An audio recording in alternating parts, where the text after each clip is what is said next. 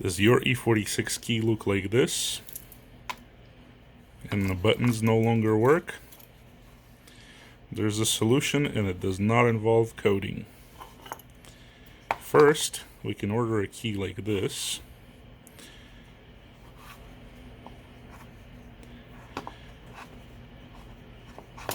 Then we'll need to program the car to it by turning our unlocking all the doors, sitting in the car, turning the ignition on and off once, or actually accessory position 1 on and off once, removing the key. Then we hold this button and we press this button 3 times. That will program the key to unlock the doors. Now the second part, to start the car, we will need to transplant the transponder chip from this key to the new key. And so right here we have the transponder coil, we have the little capacitor, and the transponder chip. So we just got to remove this, carefully desolder it, this, and connect it together, and then put it into the new key in here. And we got to make sure we remove the original transponder from the new key if it is there. On this one, it was included in a separate baggie. I lost it already, so I don't have it. And then the second part is, you don't really want to cut this key. So what I'm going to do is I'm going to try and break this piece out of the plastic, and then try and grind it in the same way as this blank is ground, which I think I should have enough meat on that key. That way I don't have to go to a locksmith. I could just grind this key and stick it in this, and it should work. So let's start.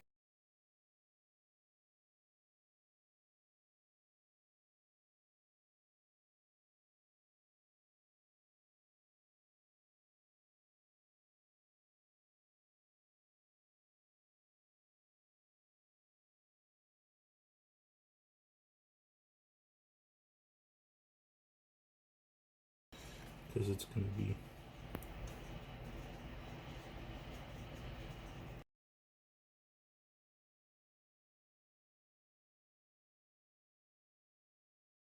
the pads are not really accessible on this thing, so it's a pain to remove safely without breaking. So I just kind of walk each side by a little bit at a time until I can manage to get some space underneath it. So this is our coil. We have to be super careful with it because it likes to lose the little connectors with the wires.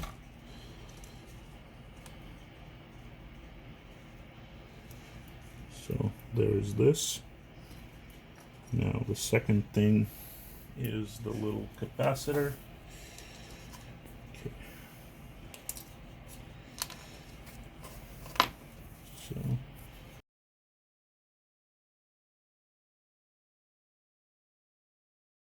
I wicked up one side, I try to kind of lift the other side. And then when I lift it,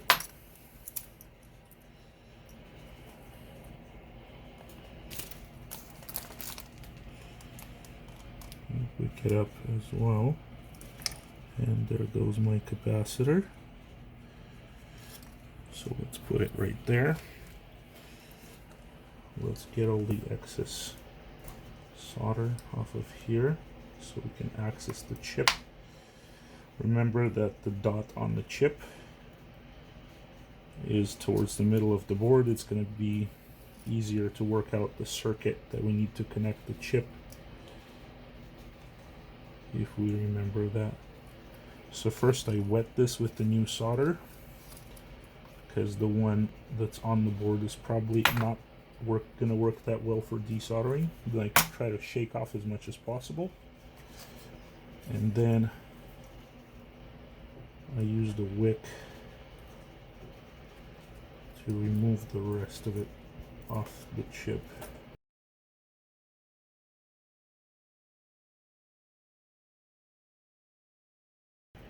There is our chip. So the next thing we're going to need to do is we need to trace these tracks out. Okay, so what we have here is the coil and the capacitor are in parallel, and they're connected to the two pins on the side of the chip right here. And then the next pin and the three pins opposing it on the other side are all connected together. And then the next pin on the same side with the coil is connected to the positive of the battery.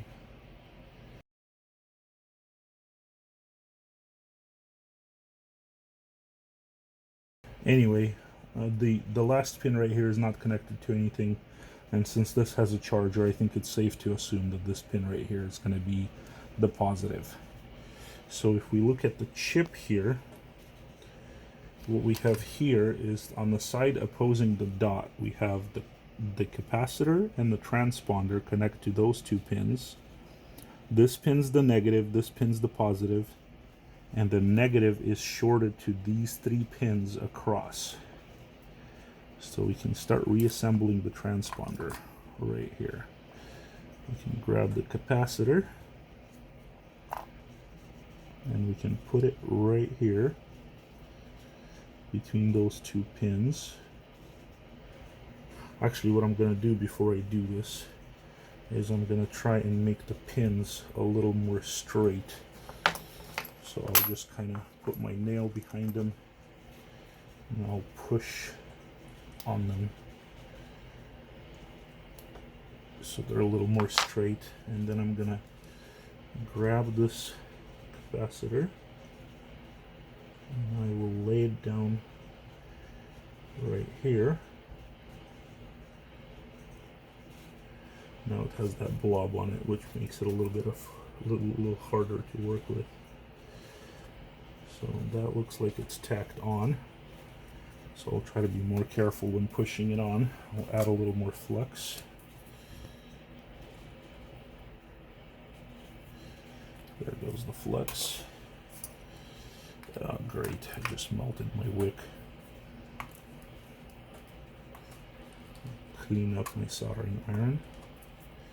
Grab a little bit of solder. That's too much solder. Grab just a little bit. I will stick that on here. And then I will retouch this real quick. So the capacitor is attached. We'll still need to carefully attach a couple of wires to it. So the next step is going to be, and let's verify, make sure we're doing it right. So we remember that the dot was closer to the edge of the board, and we know our capacitor is supposed to be right here. Yep, it's in the right place. So the next thing we're going to do is we're going to bend this, well actually we're going to cut this wire off since it wasn't connected to anything. And these three are shorted together and grounded, so we're going to bend them all the way onto the chip so they're nice and out of the way. And then we're going to bend these two carefully onto the chip as well.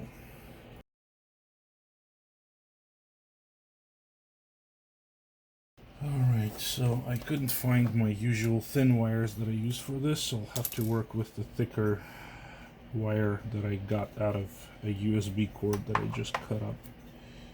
So this step is actually not necessary, but I like to see that my key fob is working when I plug it in, so I connect an LED to the charger circuit.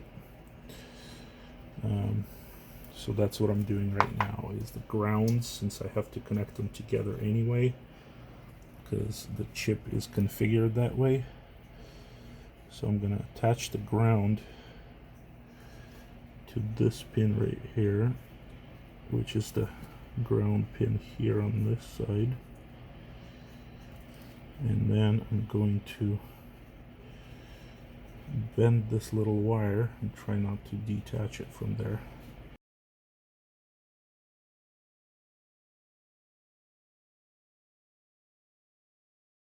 right here. This looks pretty good. This looks like it's still attached.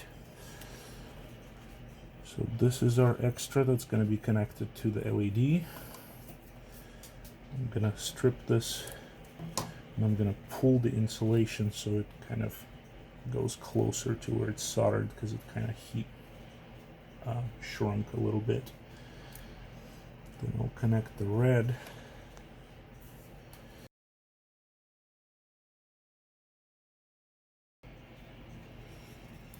So I'm going to actually physically separate it a little bit more. And then I'm going to melt it. Yep, there you go. That's nice and separate. So we're almost done with our output to the LED. So next, we've got to attach our input from the coil.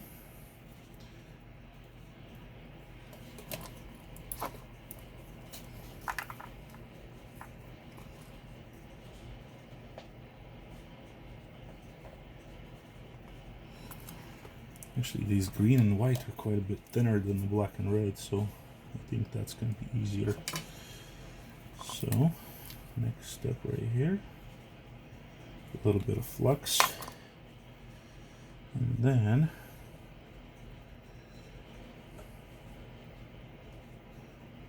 attach this. Let's clean it up so it's nice and clean. A little bit of solder, and we're going to attach this right here.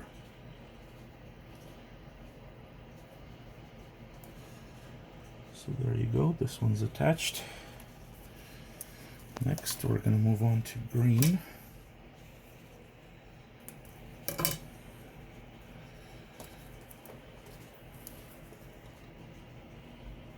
And we're going to do the same thing. We're going to tin it a little bit, clean the soldering iron, cut off the extra, leave just like like a millimeter maybe. And this is going to be kind of the toughest one. A little bit of flux.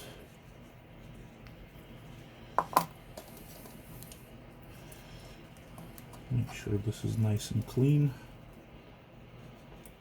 A little bit of solder.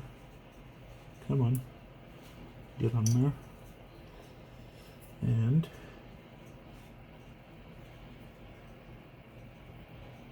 there you go.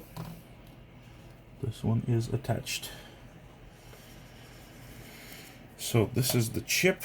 So the next step is we're going to attach the transponder coil to that. And so we're going to cut this about right here. And then we're going to cut this about right here. And we're going to super carefully strip these two. And then we are going to attach them to the transponder coil. So first I'm going to tin them a little bit. Then I'm going to add a little bit of flux.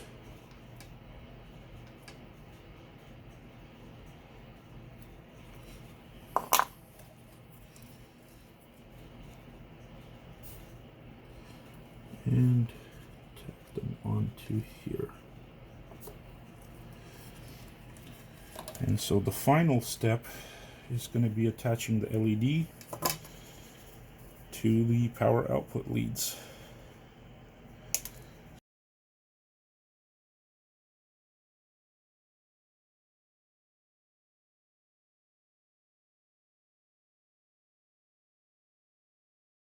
Well, let's see if we can go start our car.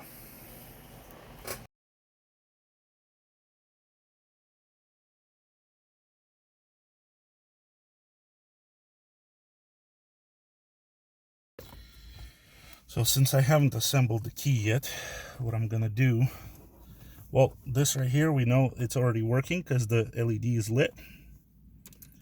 So I'm gonna put this in. I'm gonna use the pliers. Oh, my steering wheel is locked. So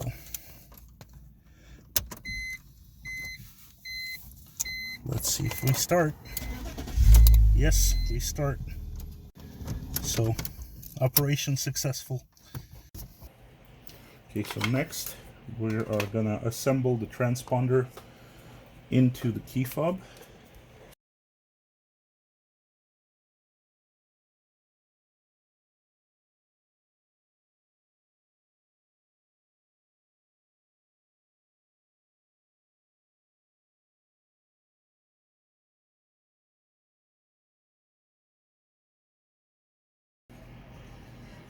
Now this step is completely unnecessary. This is just for visual effects. Probably is going to make your key less waterproof. So far, every one of those keys that I've converted, I've actually used an LED, so I'm not about to change the tradition here with this key.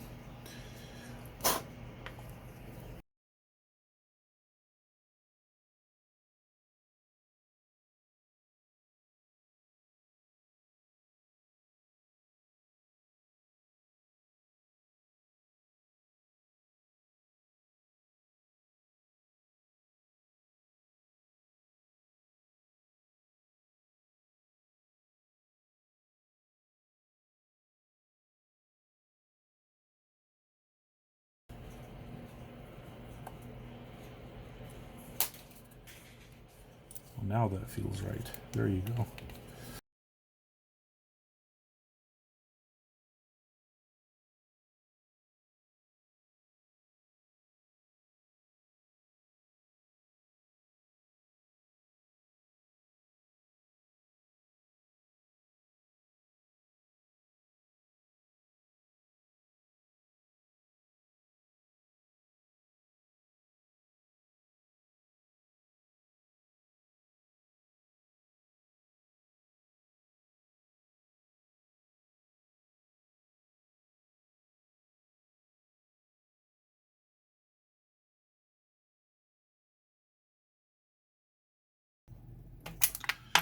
And just like that, we have a key. Now let's go try it in the car.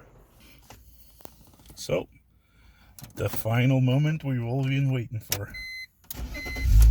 There you go, a fully working key.